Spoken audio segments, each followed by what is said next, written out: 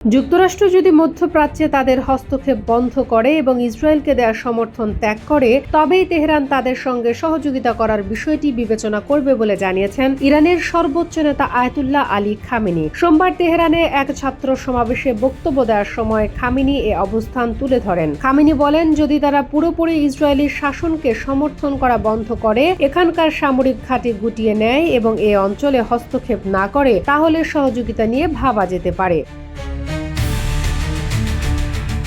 তিনি আরো বলেন, যুক্তরাষ্ট্রের উদ্ধতপূর্ণ স্বভাব আত্মসমর্পণ ছাড়া অন্য কিছুই মেনে নেয় না। 1979 সালে ইসলামী বিপ্লবের পর যুক্তরাষ্ট্রের তেহরান দূতাবাস দখলের বার্ষিকী উপলক্ষে আয়োজিত অনুষ্ঠানে এ বক্তব্য রাখেন খামেনি। এই বিপ্লবে পশ্চিমা সমর্থিত তৎকালীন শাসক শাহ মোহাম্মদ রেজা পাহলভিকে ক্ষমতাচ্যুত করা হয়েছিল। চলতি বছরের জুনে ইরানের ওপর নজিরবিহীন বিমান হামলা চালায় ইসরায়েল। এই হামলায় দুই দেশের মধ্যে সরাসরি সংঘাত শুরু হয়।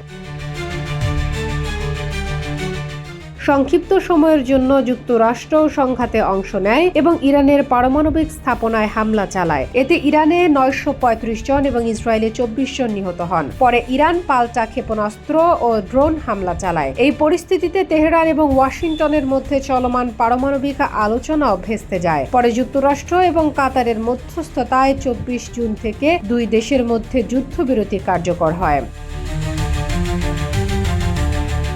খামেনি বলেন, যদি একটি দেশ শক্তিশালী হয়ে ওঠে এবং শত্রুরা বুঝতে পারে যে এই শক্তিশালী জাতির মুখোমুখি হয়ে তাদের লাভ নয় বরং ক্ষতি হবে, তাহলে সেই দেশ নিরাপদ থাকবে। 2018 সালে যুক্তরাষ্ট্র ইরানের পারমাণবিক চুক্তি থেকে সরে গিয়ে নতুন করে নিষেধাজ্ঞা আরোপ করার পর থেকে দেশটির কঠোর অর্থনৈতিক চাপের মধ্যে রয়েছে। গত সেপ্টেম্বরে যুক্তরাজ্য, ফ্রান্স এবং জার্মানির উদ্যোগে স্ন্যাপব্যাক প্রক্রিয়ার মাধ্যমে ইরানের উপর আন্তর্জাতিক নিষেধাজ্ঞা পুনর্বহাল করে জাতিসংঘ।